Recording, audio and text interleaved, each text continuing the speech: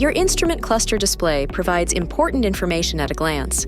It contains a speedometer, power charge indicator, battery percentage indicator, range to empty, vehicle information, and more. It also contains warning lights and gauges, as well as the current mileage. Use the left or right arrow button to scroll through the main menu and submenus. Use the up or down arrow button to access the information screens or submenu screens of a main menu item.